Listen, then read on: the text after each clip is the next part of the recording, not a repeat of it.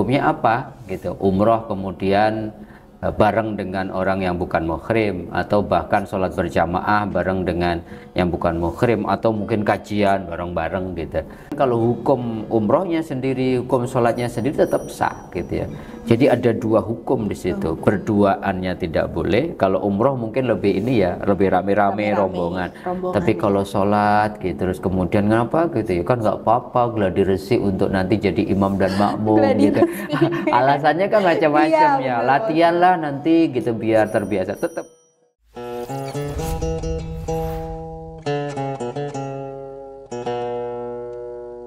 Assalamualaikum warahmatullahi wabarakatuh. Saya Amira. Kali ini kita akan membahas tentang fenomena yang cukup ramai di sosial media ya. Sebelumnya kita akan saksikan terlebih dahulu video berikut ini.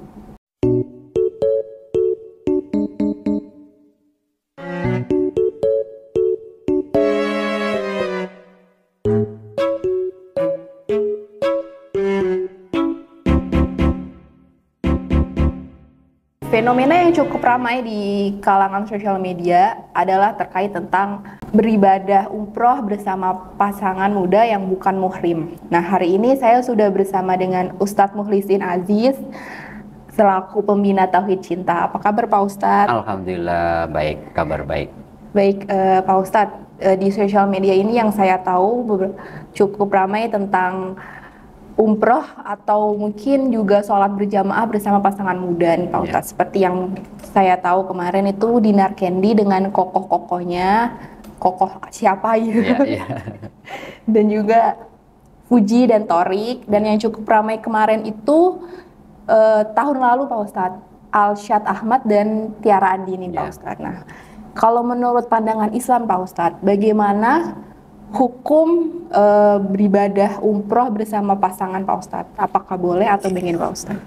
Saya kira menarik fenomena akhir-akhir ini kan media sosial itu seperti apa ya, diri kita yang kita share kepada khalayak gitu.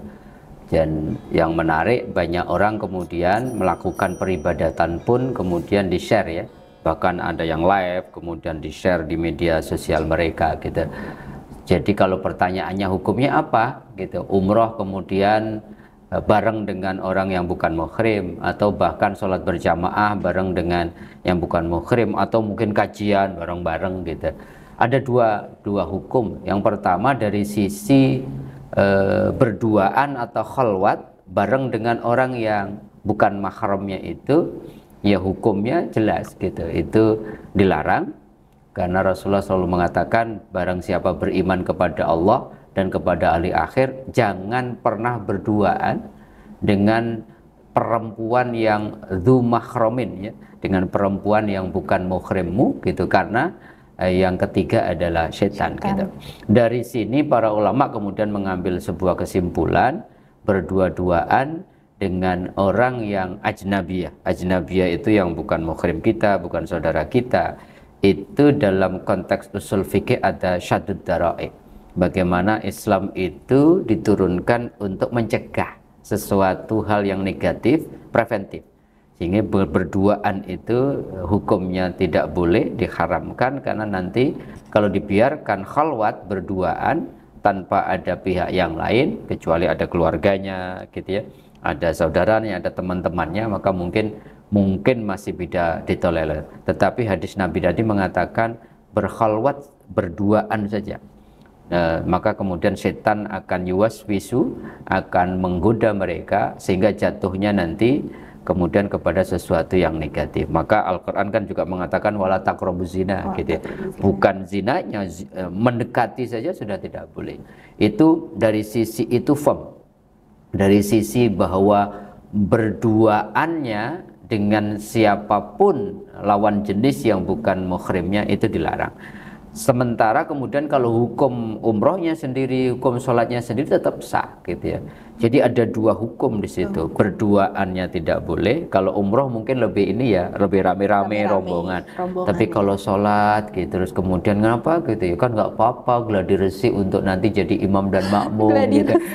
Alasannya kan macam-macam ya. Latihan lah nanti gitu biar terbiasa. Tetap tidak boleh, karena itu nanti ada ruang-ruang gitu ya, ruang-ruang yang kemudian kita rame-rame aja kemudian ruang-ruang itu muncul, apalagi kemudian kalau cuman berduaan. Tetapi dari sisi sholatnya sendiri tetap sah ya, asal kemudian dia punya wudhu, imamnya yang laki-laki gitu, yang perempuan jadi makmum, nggak ada masalah. Umrohnya pun gitu, seorang haji torik gitu dengan Fuji yang sekarang sudah putus itu, tetap aja umrohnya tetap sah ya, asal syarat-syarat rukun umrohnya kemudian terpenuhi, sholatnya juga tetap sah berjamaah. Tetapi hukum yang lain berduaannya itu yang kemudian kalau bisa dihindari. Saya kira dua hal ini harus dibedakan ya. Jangan kemudian ketika kita ngomong nggak boleh itu berduaan, jangan dijadikan juga satu hukum bahwa sholatnya menjadi tidak sah. Sholatnya tetap sah, umrohnya tetap sah, tetapi Allah melarang berduaannya dengan yang bukan muhrim, yang ajnabiyah itu yang dilarang, karena itu akan menimbulkan satu kondisi yang menjadikan nanti sesuatu yang negatif akan terjadi. Jadi bagaimana Pak Ustadz kalau misalkan kita untuk meyakinkan diri kita kalau kita melakukan sholat dan umroh dengan pasangan tuh hanya untuk beribadah aja gitu? Iya, harus halal dulu. Ya jangan ruang-ruang itu yang dilarang jangan dikondisikan gitu. Ya kalau memang niat umroh ya umrohlah, kalau sebelum dengan calon kita itu belum halal ya nggak perlu umroh bareng. Disegerakan aja nikahnya, kan tidak ada hal yang memberatkan untuk nikah, baru kemudian lebih indah, lebih sempurna kalau sudah nikah kemudian umroh bersama. Jamaah gitu, kalau memungkinkan kemudian berjamaah bareng-bareng dimungkinkan, kalau tidak memang sebaiknya sih hal-hal yang membawa seseorang untuk wala taqrabuz zina sebaiknya dihindari. Sehingga apa? Sehingga betul-betul ibadah kita itu tidak ternodai, tidak tercederai, tidak kemudian niatan awalnya lillahi ta'alanya itu kemudian, dan biasanya kan yang muncul ini ngomong liar, wah kalau kemudian jadi imam kemudian menjadikan wah ini saya calon imam yang terbaik, cari bacaan yang bagus, jatuhnya nanti jadi bukan lillahi ta'ala. Maka kalau mau kemudian pertanyaannya bagaimana kemudian kita bisa menjaga niatan kesucian ibadah umroh kita, lo umroh saja dengan keluarga kita belum tentu diterima, apalagi umroh dengan jalan yang Allah dan Rasulullah kemudian larang gitu. Pasti nanti bersentuhan, pasti kemudian dalam pesawatnya juga kemudian pasti berinteraksi dan segala macam.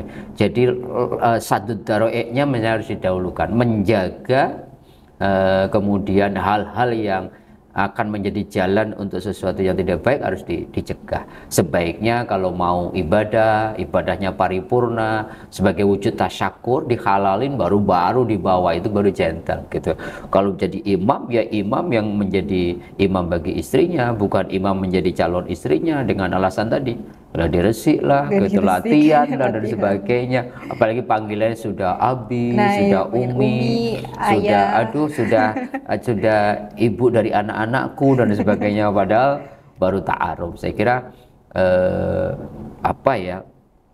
fenomena zaman boleh berubah, tetapi hukum-hukum agama tetap harus dijadikan dijadikan pedoman yang menjadikan garis batas, ada offsetnya gitu.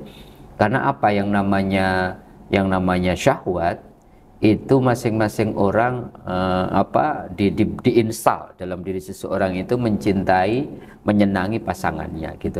Zuyina linnasi hubbus syahawat minan nisa, bahwa pada diri manusia itu diinstal dalam dirinya mencintai perempuan, kalau perempuan mencintai laki-laki, sehingga kemudian untuk menyalurkan sesuatu yang bersifat fitrah, laki-laki senang perempuan, itu ada lembaga yang namanya pernikahan. Bahasa anak muda sekarang halalin dulu gitu. Kalau sudah dihalalin, umrohnya jadi paripurna, ibadahnya jadi sempurna. Bahkan kalau nikah kan menyempurnakan separuh agamanya. Saya kira itu. Baik Pak Ustadz.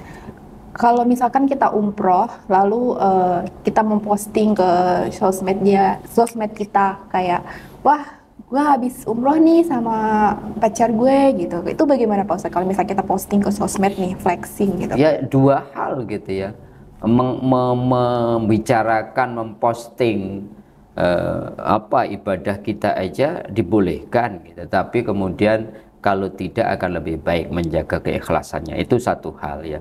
Tidak mengapa kalau kita niatkan untuk dakwah, kita niatkan untuk orang yang lihat kemudian juga, wah berusaha nih, saya pengen umroh juga nih, pengen kajian juga nih, pengen ngadirin satu majelis salawat lagi juga nih.